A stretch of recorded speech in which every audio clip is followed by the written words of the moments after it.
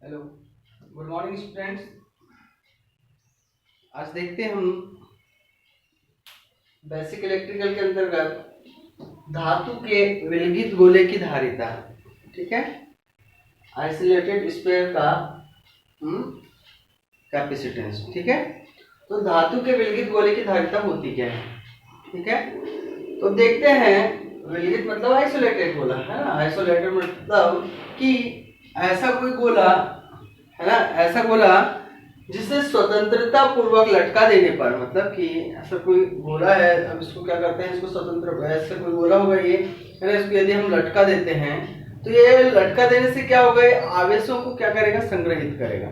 ठीक है, आवेशों को कैसा करेगा, स्टोर करेगा। तो इसे बोलते हैं धातु का विलगित गोला। ठीक है, मतलब क्या होता है कि धातु का ऐसा गोला जो स्वतंत्र अवस्था में क्या हो, लटका हुआ हो, और वो क्या करे, स्वतंत्र अवस्था में कैसा है, ये लटका है, लटका हुआ रहे, और क्या करे, आवेशों को क्या करे, संग्रहित करके रखे, कलेक्ट करके रखे। ठीक है, तो उसे ही बोलते हैं धातु के विलगित गोला। ठीक है, तो अब क्या होता है, ये धातु के विलगित गोला की धारिता होती क्या है ना। तो धारिता मतलब C ये इक्वल टू होता है 4 pi epsilon 0 E R are.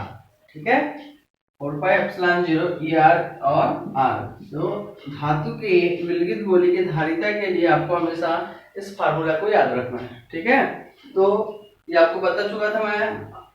सापेक्ष चुंबकशीलता है ये, है ना, ये जो विद्युतशीलता है ना, और 4 पाई कॉमन रहेगा और उसका जो रेडियस रहता है। ठीक है, तो कैपेसिटर जो होगा उसकी धारिता क्या हो जाएगी, 4 pi epsilon 0 E R into are.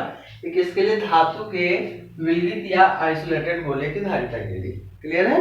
ठीक है, अब यदि मान लो ये ई आर इक्वल्स टू 1, ये कौन सी कंडीशन में आएगी कि यदि मान लो माध्यम जो है उसका कैसा हो, वायु हो, है ना, माध्यम कैसा हो, वायु हो, क्योंकि वायु की जो है ना, वायु की जो आपेक्षिक चुंबकशीलता होती है, सॉरी विद्युतशीलता जो होती है, कितनी होती है, एयर की कितनी होती है, 1। ठीक है, तो अब इसमें यदि हम इसके मान को पुट अप करते हैं तो C इक्वल्स टू किसको हो जाएगा, 4 पाई एप्सिलॉन 0 आर। ठीक है, और कैपेसिटेंस की इकाई मैं पहले बता चुका हूं आपको, क्या होती है, फैराड। क्या होती है, फैराड। ठीक है ना, तो हमेशा याद रखना है, यूनिट आपको प्रॉपर पता होना चाहिए। ठीक है, धातु के विलगित धारिता का फार्मूला होता है, कभी इससे रिलेटेड क्वेश्चन आ जाते हैं एग्जाम में, तो हमको उसको सॉल्व करना रहता है। ठीक है, तो इसको नोट कीजिए, देखिए धातु का ऐसा गोला, धातु का ऐसा गोला जो स्वतंत्र अवस्था में, जो स्वतंत्र अवस्था में लटका होता है,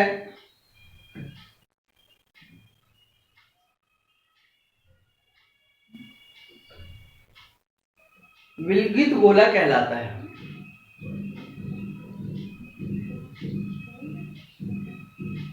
विलगित गोला कहलाता है।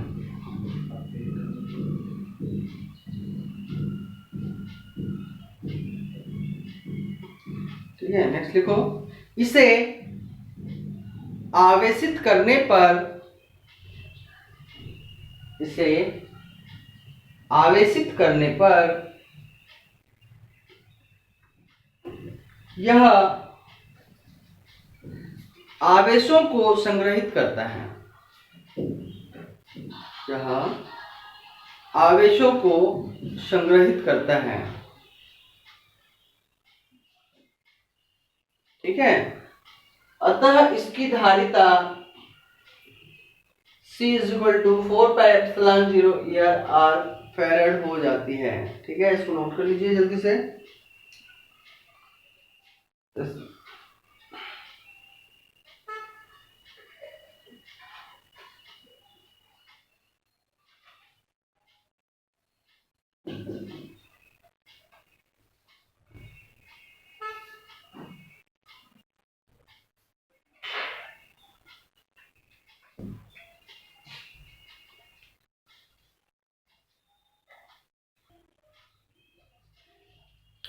तो इससे रिलेटेड एक क्वेश्चन करते हैं, नोट कीजिए क्वेश्चन।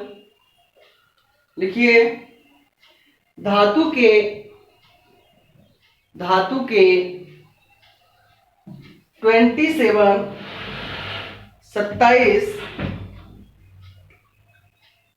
27 छोटे गोलों को मिलाकर 27 छोटे गोलों को मिलाकर एक बड़ा गोला बनाते हैं, एक बड़ा गोला बनाते हैं। तो एक छोटे गोले और एक बड़े गोले की धारिता का अनुपात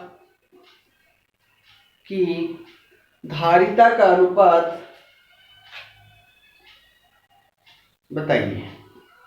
ठीक है, तो बोल रहा है कि धातु के 27 छोटे छोटे गोले को पिघलाकर क्या कर रहे हैं, एक बड़ा गोला बनाते हैं, है ना। तो बताइए, बोल रहे हैं कि इसकी जो धारिता है इसका अनुपात क्या होगा। ठीक है ना, धारिता का अनुपात क्या होगा तो निकालना है। तो सबसे पहले तो आप यहां से छोटे गोले का आयतन और बड़े गोले का आयतन निकाल लेते हैं, है ना। तो सॉल्व करते हैं इसको। एक बड़े गोले का आयतन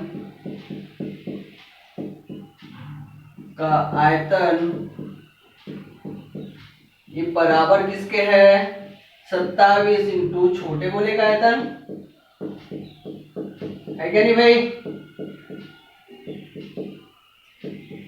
होगा क्या नहीं। ठीक है ना, क्योंकि ये जो बड़ा गोला है एक बना है किससे मिला है, 27 छोटे गोलों से मिलकर। ठीक है ना, तो गोले का आयतन का फार्मूला क्या होता है, 4/3 पाई r का क्यूब। यही होता है, ये होता है ना, गोले का आयतन क्या होता है। लेकिन अब यहाँ क्या ले रहे हैं हम, बड़ा गोला, तो बड़े गोले को हम कैपिटल R से शो कर लेते हैं। ठीक है, r का क्यूब। उसी प्रकार से इधर कितना हो जाएगा, 27 गुणित छोटे गोले का आयतन 4/3 पाई, यहाँ देते हैं स्मॉल r का क्यूब।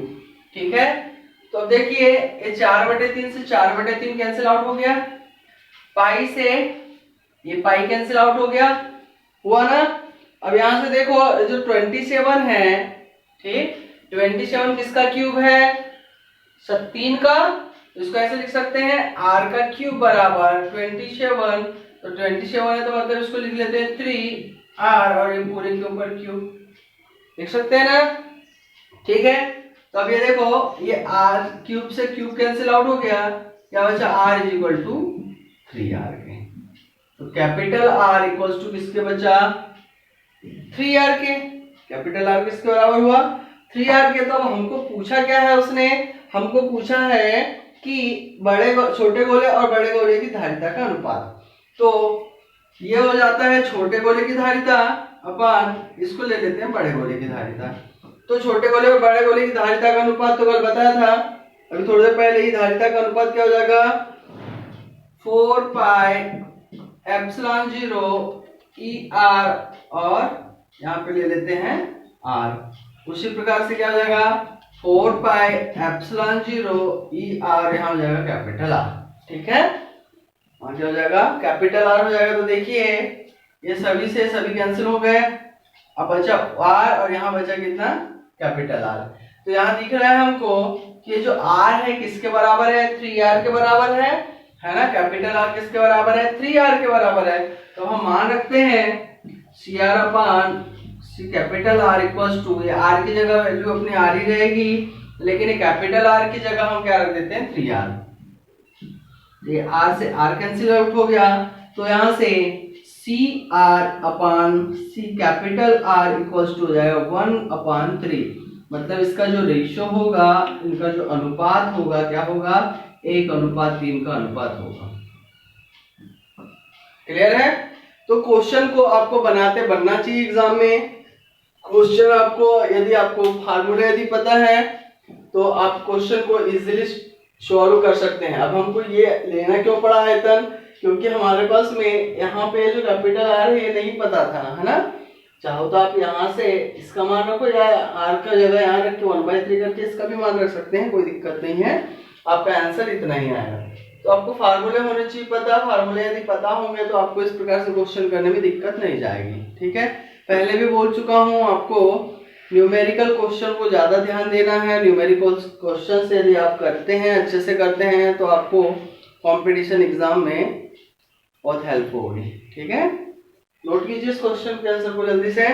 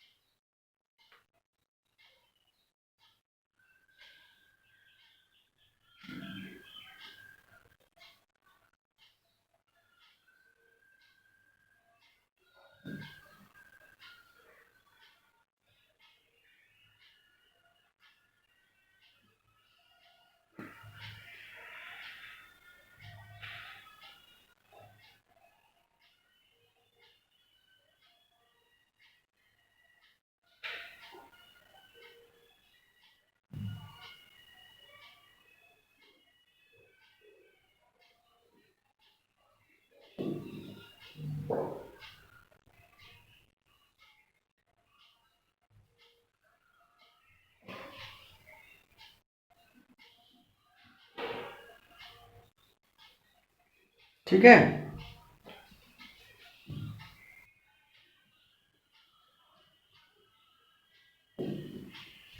देखते हैं गैंग कैपेसिटर। गैंग कैपेसिटर होता क्या है? ठीक है, तो गैंग कैपेसिटर क्या होता है उसको देखना है अपने को।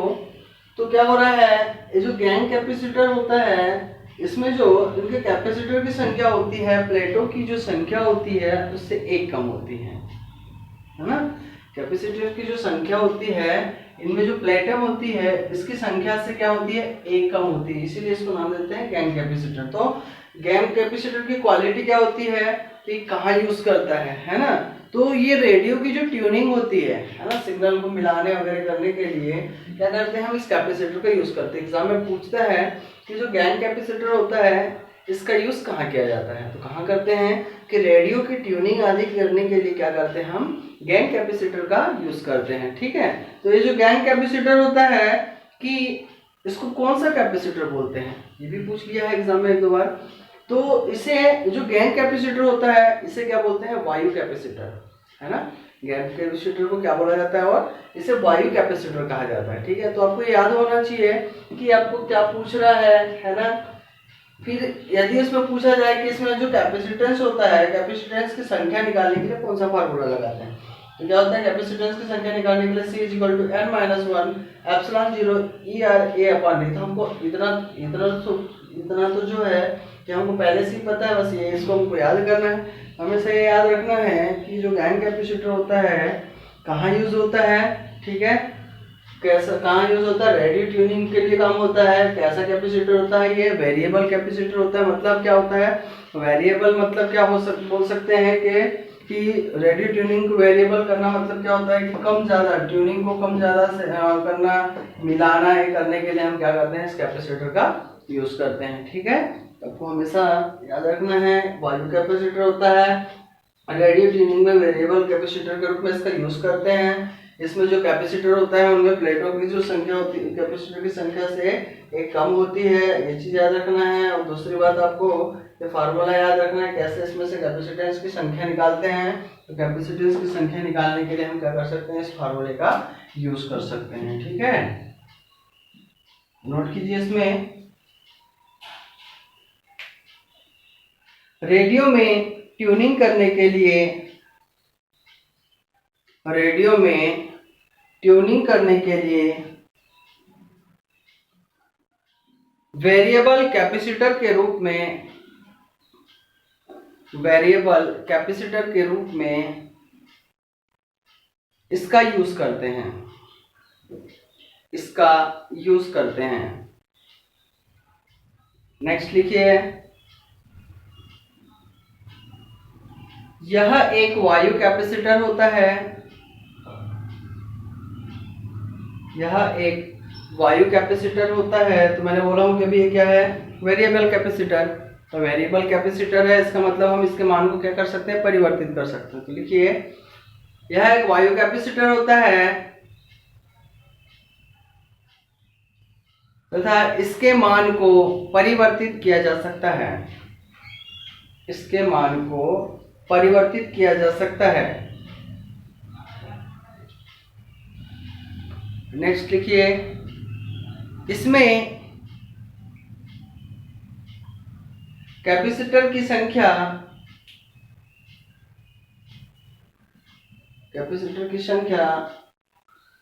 प्लेट की संख्या से एक कम होती है।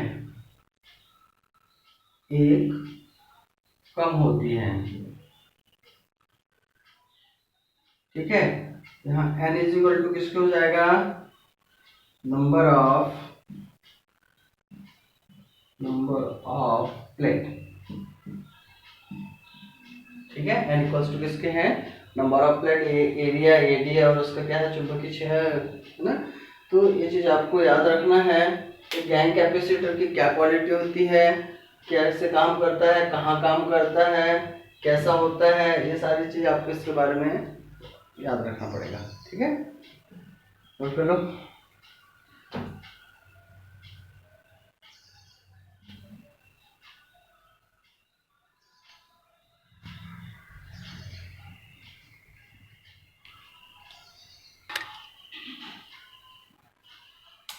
हेलो फ्रेंड्स, तो देखते हैं श्रेणी क्रम में कैपेसिटेंस।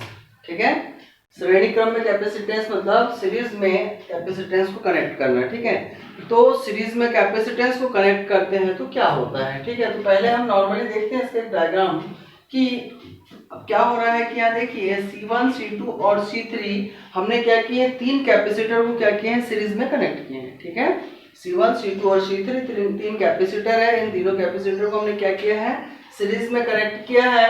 और यहाँ से जब हम इसको पोटेंशियल अप्लाई करते हैं, तो जब पोटेंशियल अप्लाई करेंगे हम, तो इस पोटेंशियल अप्लाई करने के फलस्वरूप क्या होगा कि इनमें से आवेश का बहना स्टार्ट हो जाएगा। ठीक है, पोटेंशियल वैसे देंगे इन कैपेसिटर को, तो क्या होगा, इसमें से आवेश क्या होगा, फ्लो होने लगेगा। जैसे हमने श्रेणी क्रम में क्या रेजिस्टेंस को कनेक्ट किए थे और इसमें से क्या हो जा रहे थे, करंट गई थी पोटेंशियल देने पे, है ना। तो अब क्या होता है कि इसमें जैसे उसमें क्या हुआ था कि उसमें क्या हुई थी कि सीरीज में करंट कैसी थी, कांस्टेंट थी। करंट सभी में कैसी जा रही थी, एक से जा रही थी।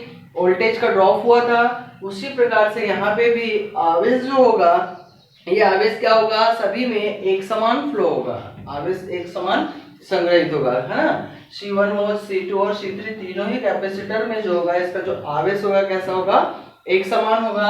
लेकिन जो इसमें वोल्टेज ड्रॉप होगा, जो V1, V2, V3 की पोजीशन में जो इसमें वोल्टेज ड्रॉप होगा, वो कैसा होगा, अलग अलग हो जाएगा। समझ में आ रहा है ना, कैसा हो जाएगा, अलग अलग हो जाएगा। तो हमको पता है एक रिलेशन हमने देखा था, है ना।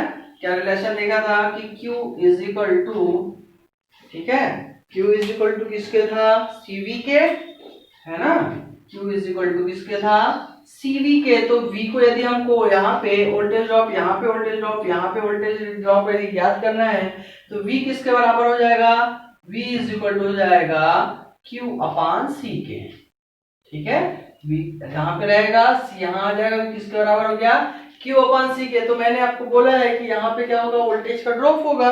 तो वोल्टेज का ड्रॉप होगा, तो यदि V1 कैपेसिटर की बात करेंगे, C1 कैपेसिटर में V1 देखेंगे, तो V1 किसके बराबर हो जाएगा, आवेश तो मैंने बोला सभी में एक समान होगा। तो उसके बाद Q और C मतलब कि कौन से कैपेसिटर में, फर्स्ट कैपेसिटर। उसी प्रकार से V2 की बात करेंगे, तो V2 में क्या हो जाएगा, Q अपान C2। उसी प्रकार से V3 की बात करेंगे, तो V3 में क्या हो जाएगा, Q अपान C3। क्लियर है, ये तीनों ही चीजें। तो अब हम क्या करते हैं, हमको पता है कि जो वोल्टेज ड्रॉप होता है वो टोटल अप्लाई वोल्टेज के कैसे होता है, बराबर होता है। तो हमको पता है कि V इक्वल्स टू किसके हो जाएगा, V1 plus V2 plus V3 के, होगा ना भाई। टोटल वोल्टेज किसके बराबर हो जाएगा, V1 plus V2 plus V3 के। तो हमको पता है ये V बराबर किसके, Q अपान C के, रखते मान Q अपान C V1 का मान अभी देखा हमने क्या, Q/C1 प्लस यहाँ कितना हो जाएगा Q/C2 प्लस यहाँ कितना हो जाएगा Q/C3। ठीक है, तीनों में आवेश कॉमन दिख रहा है, तीनों को कॉमन ले लेते हैं तो Q इक्वल्स टू किसको हो जाएगा, Q/C इक्वल्स टू Q को कॉमन ले लेते हैं तो यहाँ कितना हो जाएगा 1/C1 plus 1/C2 plus 1/C3। ठीक है, ये Q से Q कैंसिल आउट हो जाएगा तो बच कितना जाएगा finally 1/C equals to 1/C1 plus 1/C2 plus 1/C3। तो अब देखिए इसमें से जो इसका जो कैपेसिटेंस होगा, जो इसकी धारिता होगी, ये कैसे हो जाएगी 1/C equal to 1/C1 plus 1/C2 plus 1/C3। इससे क्या समझ में आ रहा है कि जो इसका कैपेसिटेंस होगा, इनके सबसे कम मान के कैपेसिटेंस से भी कैसा प्राप्त होगा, कम प्राप्त होगा। जैसे रेजिस्टेंस देखे थे, रेजिस्टेंस के पैरेलल कंडीशन में देखे थे 1/R equals to 1/R1 plus 1/R2 plus 1/R3 था, पैरेलल कंडीशन थी रेजिस्टेंस की। तो उसमें क्या हुआ था, तो हमने देखा था कि उसमें जो सबसे कम ओम का रेजिस्टेंस था उससे भी कम क्या हो रही थी, उसकी वैल्यू प्राप्त हो रही थी। तो सेम वही चीजें यहाँ पे भी होगी कि जो कैपेसिटर का जो सबसे कम वैल्यू का कैपेसिटर होगा उससे भी कम, जैसे मान लो ये 10, 20 और 30 फेरेड के कैपेसिटर है मान लो, तो इनकी जो वैल्यू हो जाएगी 10 फेरेड से भी क्या होगी, हमको कम प्राप्त होगी ना। तो वही चीज है कि अगर आपको पैरेलल सॉरी सीरीज में यदि कैपेसिटेंस का मान निकालोगे तो कैसा होता है, सीरीज में कैपेसिटेंस का मान कैसा हो जाता है, कम हो जाता है।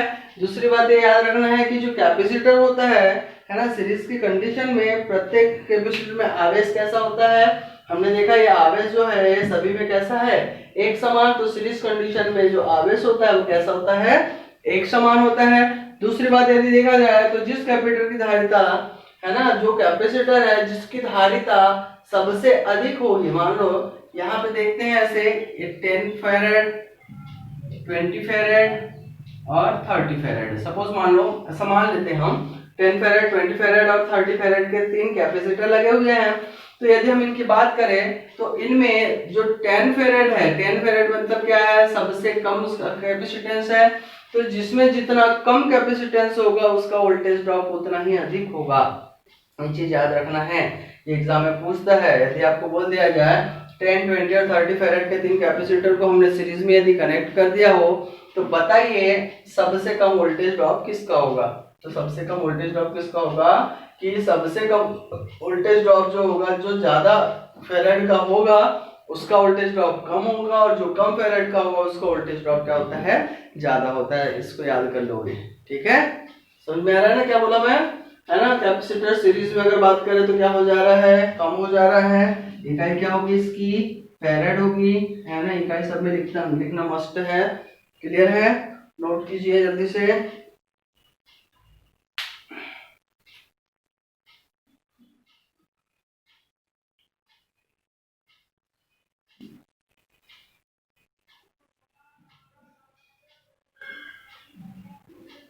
लिखिए श्रेणी क्रम में कैपेसिटेंस में, श्रेणी क्रम में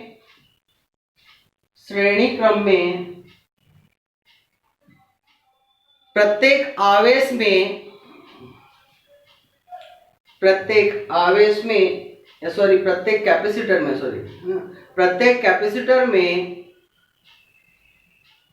आवेश का मान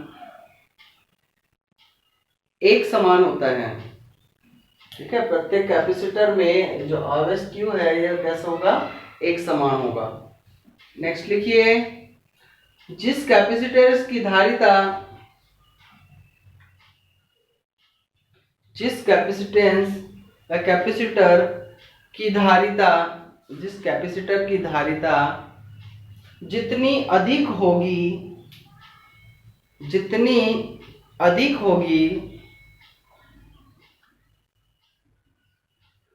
उस कैपेसिटर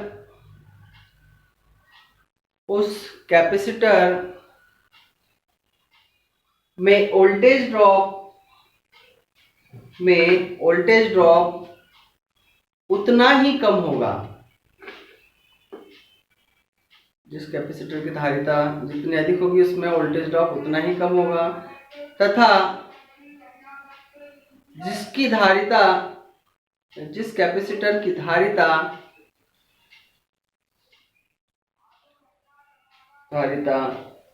कम होती है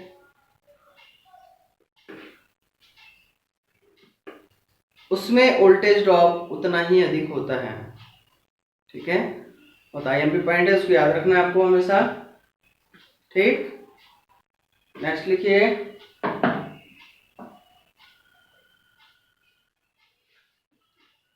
अब सीधी सी बात है, कैपेसिटर की कैपेसिटेंस क्या होगा, कम, तो वोल्टेज ड्रॉप कैसा हो जाएगा, अधिक।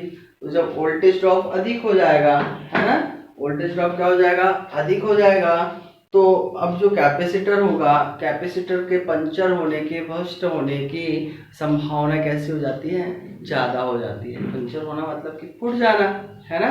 तो जिसका वोल्टेज ड्रॉप जितना ज्यादा होगा, वो जो कैपेसिटर होगा उसमें पंचर होने की संभावना कैसी होगी, ज्यादा होगी। तो उसी के बाद में नेक्स्ट पॉइंट करके लिखो, या फिर उसी के आगे कंटिन्यू लिख लीजिए। अतः वोल्टेज ड्रॉप अधिक होने से उस कैपेसिटर के वोल्टेज ड्रॉप अधिक होने से उस कैपेसिटर के पंचर होने की संभावना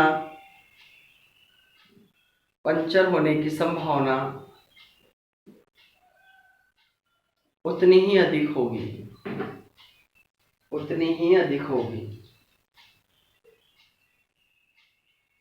नेक्स्ट लिखिए। श्रेणी क्रम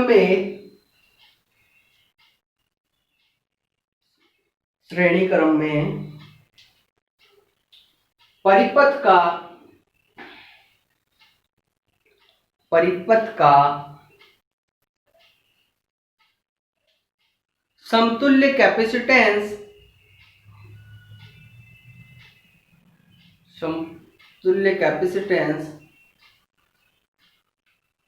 घट जाता है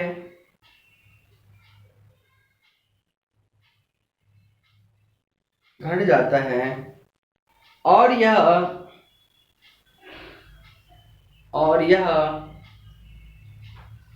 परिपथ के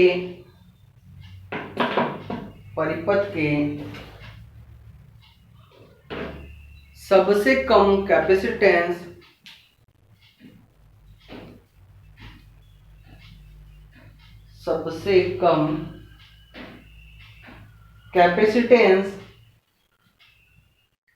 के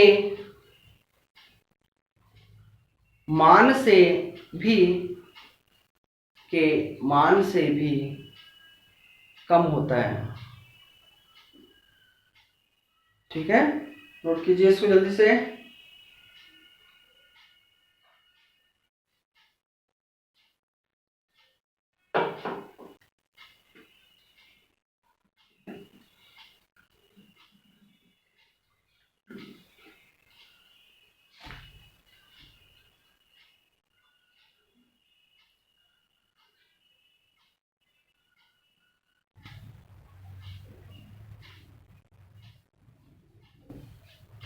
तो क्वेश्चन दिया है आपके पास में, है ना, सीरीज में दो कैपेसिटर जुड़े हुए हैं और इनको क्या हो रहा है कि 150 वोल्ट की वोल्टेज क्या कर दी है, सप्लाई दी जा रही है। ठीक है, अब इनमें से Q मतलब इसमें बहने वाला आवेश, है ना,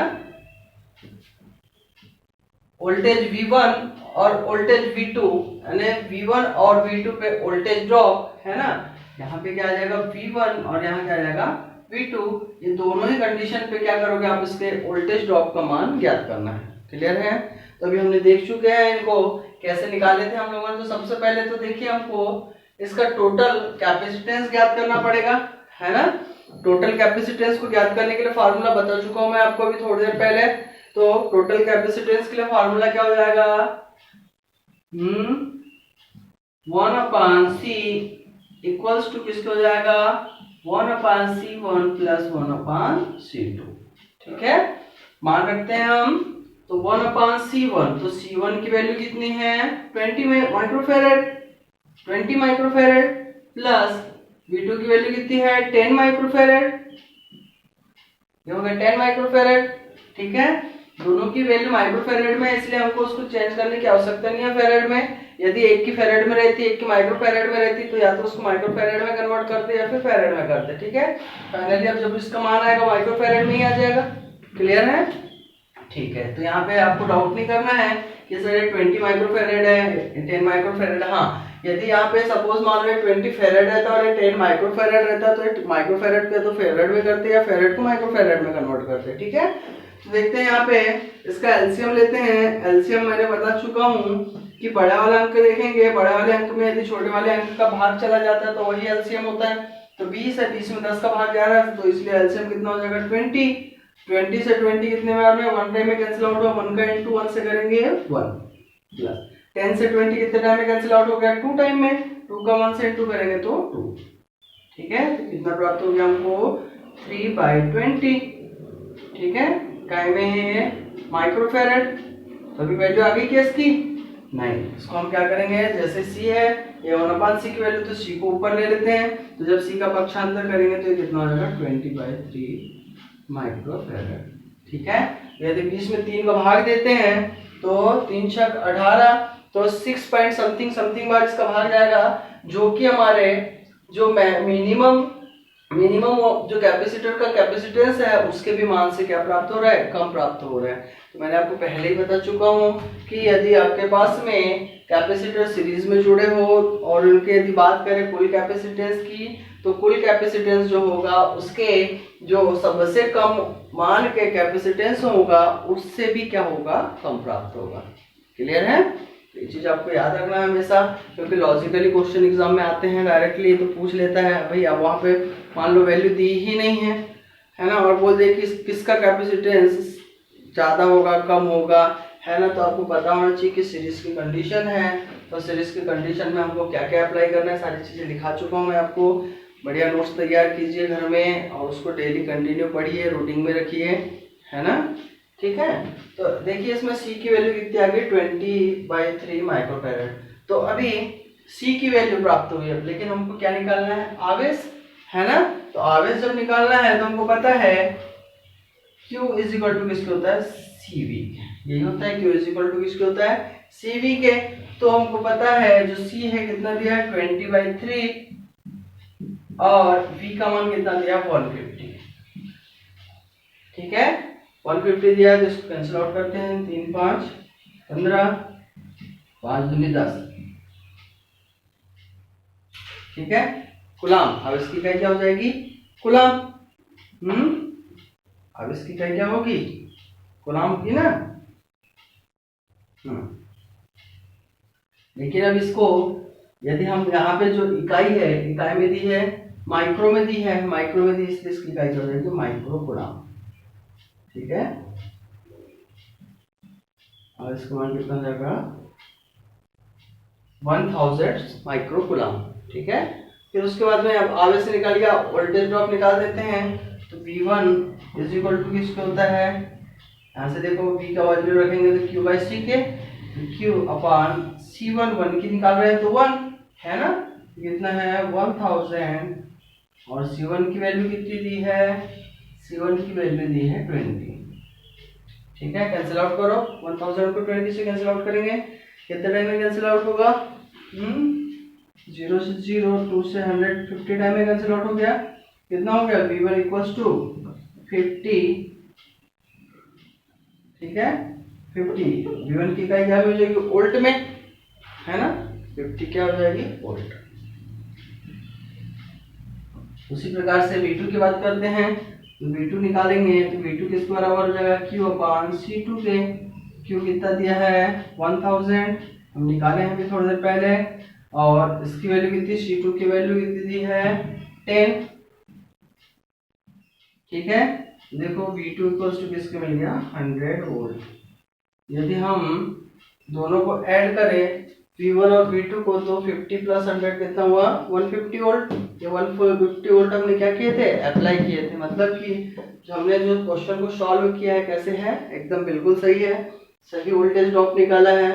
तो मैंने बता चुका हूँ कि यहाँ पे ध्यान दो, V2 पे कितना था वोल्टेज, देखो V2 की कंडीशन है, V2 का कैपेसिटेंस कितना है, ध्यान दीजिए V2 का कैपेसिटेंस कितना है 10 माइक्रोफैरेड। 10 माइक्रोफैरेड है मतलब कि 20 से कैसा है कम। तो मैंने आपको पहले ही बता चुका हूं कि जिसका कैपेसिटेंस जितना कम होगा उस पे वोल्टेज ड्रॉप उतना ही अधिक होगा। समझ में आ रहा है ना। यहाँ पे दिख रहा है हमको इसमें जो इसका कैपेसिटेंस है कम है तो इसका वोल्टेज ड्रॉप 100 वोल्ट का है, इसका कैपेसिटेंस 20 है तो इसका वोल्टेज ड्रॉप कितना है 50 वोल्ट का, मतलब कम है। तो ये चीज आपको सिद्ध होती है कि जिसका कैपेसिटेंस कम होगा उसका वोल्टेज ड्रॉप अधिक, जिसका वोल्टेज ड्रॉप कैपेसिटेंस अधिक होगा उसका वोल्टेज ड्रॉप कम। ठीक है, तो ये चीज हमको याद रखना है। क्वेश्चन एग्जाम में कैसे भी आए बिल्कुल आपको बनाना है। अब जनरली क्वेश्चन को गलत कहाँ करते हैं हम लोग, हड़बड़ी पे रहते हैं, हड़बड़ी करते हैं और क्या होता है कि जो रेजिस्टेंस और बात होती है कैपेसिटेंस की, ठीक है, तो आपको पता है कि जो रेजिस्टेंस के लिए फार्मूला होता है वो जस्ट इसका अपोजिट होता है। रेजिस्टेंस के लिए सीरीज की अगर बात करें इसका जस्ट अपोजिट होता है, R = R1 + R2 होता है। और लेकिन कैपेसिटेंस क्या होता है उसके जस्ट अपोजिट होता है। इसमें कैपेसिटेंस में सीरीज के लिए क्या होता है 1/C1 + 1/C2। तो हम एग्जाम में क्या कर देते हैं कि रेजिस्टेंस का ही जो फार्मूला रहता है वो सीरीज में रहता है और उसको बहुत जल्दी हम उसको लगा के आ जाते हैं, बना लेते हैं। ठीक है, क्वेश्चन हमारा गलत हो जाता है। ठीक है, तो क्वेश्चन को आपको बिल्कुल अच्छे से समझना है। क्वेश्चन क्या बोला, फार्मूला भी आपको पता होना चाहिए, कैसे लगाना है, कहाँ लगाना है, क्या लगाना है। ठीक है, नोट कीजिए इसको जल्दी से।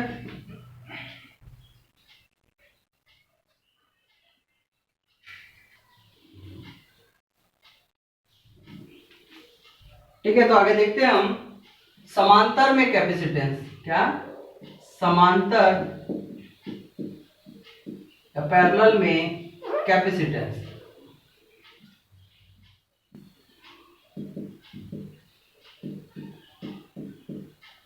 तो समांतर में कैपेसिटेंस क्या होता है। ठीक है, तो समांतर में कैपेसिटेंस के लिए देखते हैं हम लोग कि जो पैरेलल कंडीशन में कैपेसिटेंस कैसे करेक्ट होंगे ये देखते हैं। देखो यहाँ से हमने क्या किया, वोल्टेज अप्लाई किए और तीन कैपेसिटर C1, C2 और C3 को हमने क्या किया समांतर में पैरेलल में क्या किया कनेक्ट कर दिया। ठीक है, और उनमें जैसे वोल्टेज अप्लाई करते हैं तो इसमें जो आवेश होगा Q है ना, आवेश जो Q होता है ये तीनों ब्रांचेस में कैसा होता है बढ़ जाता है। तीनों ब्रांचेस में कैसा होगा बढ़ जाएगा। मतलब क्या हो गया कि Q = किसके हो गया Q1 + Q2 + Q3 के। ठीक है ना, तीनों का आवेश होगा, आवेश का यहाँ पे क्या होगा आवेश सभी में क्या होगा बढ़ जाएगा। जो टोटल आवेश Q होगा वो किसके होगा Q1, Q2 और Q3 के कैसे होगा बराबर हो जाएगा। तो हमको फार्मूला पता है इसके लिए है ना। तो यहाँ से हमको दिख रहा है कि इसमें जो होगी वोल्टेज कैसी होगी सभी कैपेसिटर को कैसी होगी समान मात्रा में प्राप्त होगी। ठीक है, जो पैरेलल क्रम होगा पैरेलल क्रम में जो वोल्टेज होगी सभी कैपेसिटर को कैसी होगी समान मात्रा में प्राप्त होगी। लेकिन जो आवेश होगा आवेश क्या होगा सभी कैपेसिटर में जो होगा बट के मिलेगा। ठीक है, तो देखते हैं इसमें अपन तो Q = किसके होता है CV के। Q = किसके होता है CV के। अभी हमने देखा थोड़ी देर पहले। लेकिन अब क्या हो रहा है कि यहाँ पे जो आवेश होगा सभी में कैसा हो रहा है बढ़ रहा है। तो कितना कितना बढ़ रहा है वो देख लेते हैं। तो Q1 की बात करेंगे यहाँ से तो Q1 कैपेसिटर फर्स्ट की बात करेंगे तो C1 और वोल्टेज तो मैंने बोल चुका हूँ आपको कि जो पैरेलल सर्किट होगा पैरेलल सर्किट में जो वोल्टेज होगी वो कैसी होगी समान होगी। पैरेलल सर्किट में वोल्टेज कैसी होगी समान होगी। ये किसके हो जाएगा V। उसी प्रकार से Q2 की बात करेंगे तो Q2 = C2 × V और Q3 = C3 × V। तो तीनों ही कंडीशन इसमें अपन ने अप्लाई कर लिए। अब ये तीनों ही वैल्यू को हम इसको मान लेते हैं इक्वेशन फर्स्ट मान लेते हैं सपोज मान लो। ठीक है, तो तीनों को ही अपन क्या करते हैं इक्वेशन फर्स्ट में रख देते हैं। तो यहाँ पे जैसे Q1, Q2, Q3 के मान रखेंगे तो देखो Q = किसके है CV के। Q = किसके है CV के। तो मान रखते हैं यहाँ पे सपोज मान लो। ठीक है, तो मान जब रखेंगे हम यहाँ पे Q का मान क्या रखेंगे Q1 + Q2 + Q3 ये रखेंगे ना Q1 + Q2 + Q3। तो देखो Q = Q1 + Q2 + Q3। ठीक है, तो यहाँ Q का मान रख देते हैं CV। तो CV = Q1 का मान निकाला हमने CV C1V, Q2 का C2V + Q3 का C3V। ठीक है, कॉमन देखिए तीनों में क्या दिख रहा है कॉमन वोल्टेज। तो CV = V कॉमन ले लेते हैं C1 + C2 प्लस C3। ये वोल्टेज से वोल्टेज कैंसिल आउट हो जाएगी, तो इसका जो कैपेसिटेंस होगा C, ये हो जाएगा C1 plus C2 plus C3। और कैपेसिटर की इकाई क्या होती है? फैराड। क्या होती है? फैराड। तो अब हमको यहाँ से दिख रहा है कि जो कैपेसिटर होगा, कैपेसिटर में देखिए जो टोटल कैपेसिटेंस होगा इसका सभी का क्या होगा? योग हो जाएगा। ठीक है, कैपेसिटर फर्स्ट सेकंड थर्ड जितने भी कैपेसिटर होंगे, सपोज मान लो ये 10 फेरेड का हो गया, ये 20 फेरेड का हो गया, ये क्या हो गया? 30 फेरेड का हो गया। तो इसका यदि टोटल कैपेसिटेंस की बात करेंगे, टोटल कैपेसिटेंस कितना होगा? 10 प्लस 20 30, 30 प्लस 30 इक्वल्स टू 60। इस प्रकार से आपको टोटल कैपेसिटेंस क्या हो जाएगा? प्राप्त हो जाएगा। तो हमेशा ये याद रखना है कि जो समांतर क्रम होता है, समांतर क्रम में जो इसका टोटल कैपेसिटेंस होता है वो कैसा होता है? जुड़ जाता है। तो सभी का जो कैपेसिटेंस जितना योग होगा वही उसका टोटल कैपेसिटेंस कहलाता है। ठीक है, दूसरी चीज याद रखना है कि पैरेलल क्रम में क्या होते हैं कि जो आवेश होते हैं, आवेश कैसे होते हैं? बढ़ जाते हैं। ठीक है, तो नोट कीजिए इसमें समांतर क्रम में सभी कैपेसिटेंस में या सभी कैपेसिटर में, समांतर क्रम में सभी कैपेसिटर में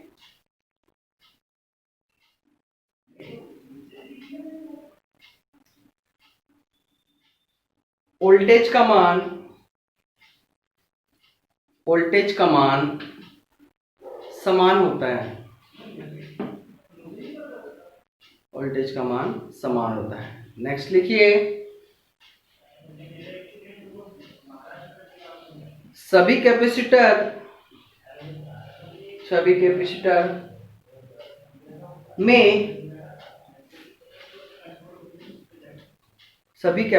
में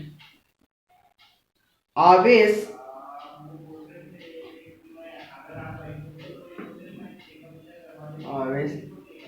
का मान अलग अलग होता है।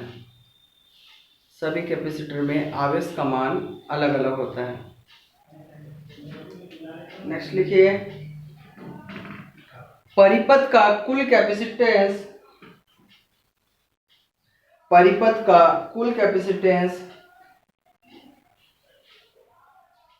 परिपथ के सभी कैपेसिटेंस का योगफल होता है। परिपथ के सभी कैपेसिटेंस का योगफल होता है। ठीक है, नोट कीजिए इसको।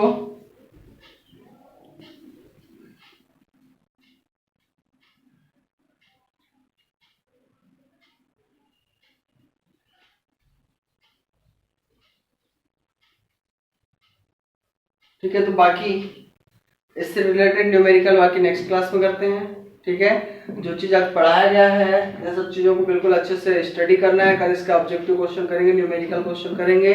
ठीक है, तो आपको कमेंट में इसके आंसर देना है। ठीक, बहुत से बच्चे लोग वीडियो देखने के बाद में जो क्वेश्चन होमवर्क में दिए जाते हैं उनका रिप्लाई नहीं करते हैं, है ना भाई। पढ़ना है तो बिल्कुल बहुत अच्छे से पढ़िए। ठीक है, अच्छे से नोट्स बनाइए। ठीक है।